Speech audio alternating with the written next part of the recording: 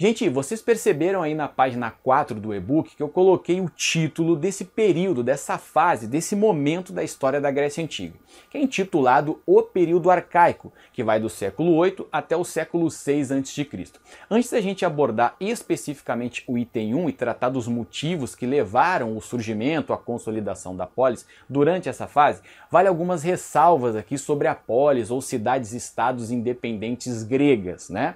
Leve em consideração que a mão de obra escrava é a que sustenta a polis. Os escravos não tinham direitos políticos, bem como outros dois grupos sociais, as mulheres e os estrangeiros, tá bom? Também leve em consideração um segundo aspecto sobre a polis, é que estas cidades gregas se desenvolveram em regiões em que a comunicação era relativamente mais fácil, tá bom?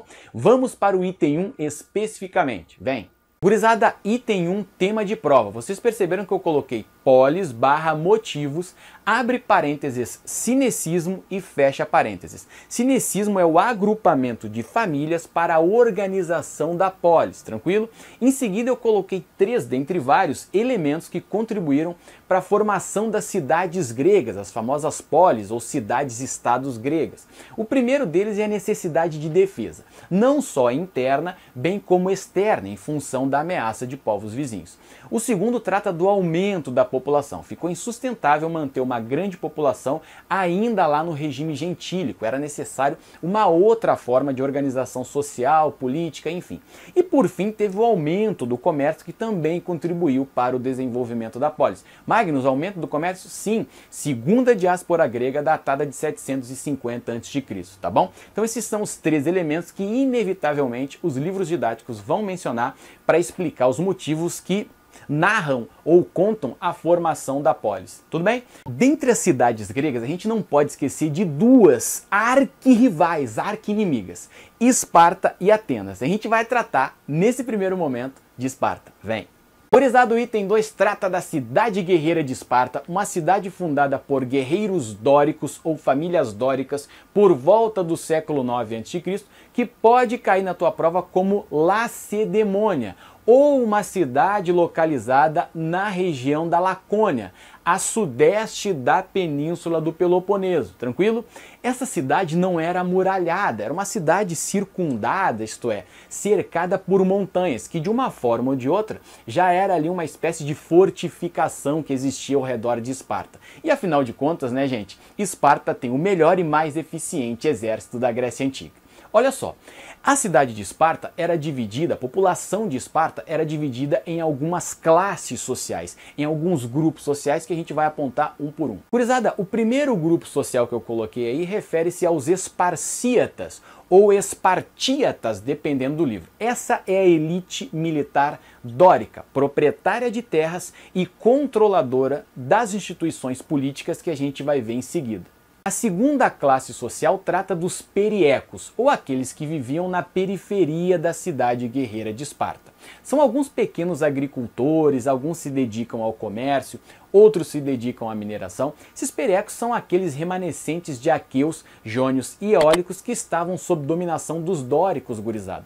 E perceba que o casamento entre periecos e esparcíatas estava proibido. Os periecos, vale reforçar, não tinham quaisquer direitos políticos. E tem um outro grupo social dentro desse conjunto de classes que formam a cidade de Atenas, que são os zilotas. A última classe social de Esparta, diga-se de passagem, a classe mais numerosa da cidade guerreira eram os zilotas. Os zilotas, dependendo do livro, eles vão aparecer como aprisionados. Literalmente, essa é a tradução. Por outro lado, tem livros que acusam que esses são os messênios, os habitantes da região vizinha de Esparta, chamada Messênia, que caíram sob controle dos dóricos e ali passam a ser escravizados, tá bom? É também comum os livros destacarem os zilotas como escravos públicos, porque eles eram propriedade do Estado de Esparta, do governo de Esparta, da cidade de Esparta, tá bom? Detalhe, gente, estes ilotas estavam sujeitos, dentre vários castigos, existia a críptia. A críptia era uma fase de formação do soldado espartano.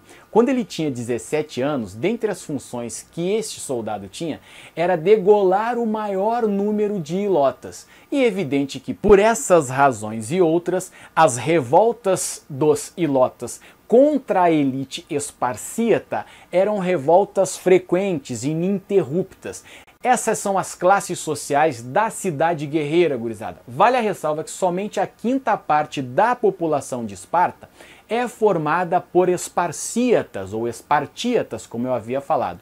E é esse grupo social que vai dominar ou controlar as instituições políticas que a gente vai ver em seguida. Gurizada, o sistema político que existia, ou a forma de governo que existia na cidade guerreira de Esparta, consistia na diarquia, não na monarquia, na diarquia. Percebeu ali que eu coloquei como exemplo Rei 1 e Rei 2? Pois bem, os livros de história associam que o responsável pela criação destas instituições ou desta forma de governo dentro de Esparta foi o lendário Licurgo, que os espartanos inclusive associavam Licurgo à figura do deus Apolo, filho de Zeus. O conjunto de textos que definiam a legislação espartana está dentro do livro escrito por Licurgo intitulado Grande Retra ou Retrá, dependendo do livro.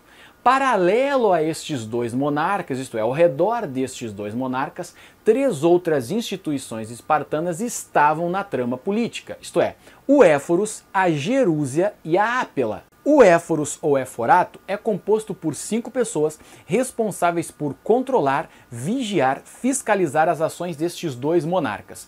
As pessoas que elegem o Éforato são os integrantes da Gerúsia, também conhecida nos livros didáticos como Conselho dos Anciãos ou Senado Espartano, é tudo sinônimo.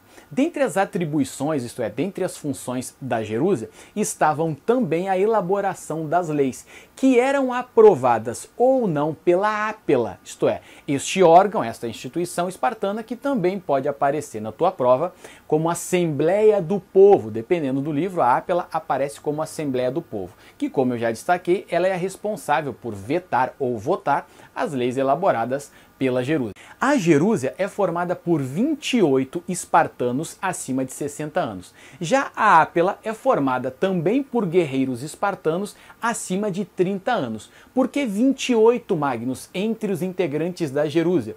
Porque os dois reis são gerontes, podem cair na tua prova como gerontes ou integrantes da Gerúsia, tá bom? Vale o acréscimo que a Ápela é o órgão responsável por validar ou não a eleição do Éforato, que é escolhido pela Gerúsia, tranquilo? Estas são as instituições espartanas, bem como a gente tratou também das classes sociais que formavam esta cidade guerreira. Agora vamos para a sua arqui-inimiga, Atenas.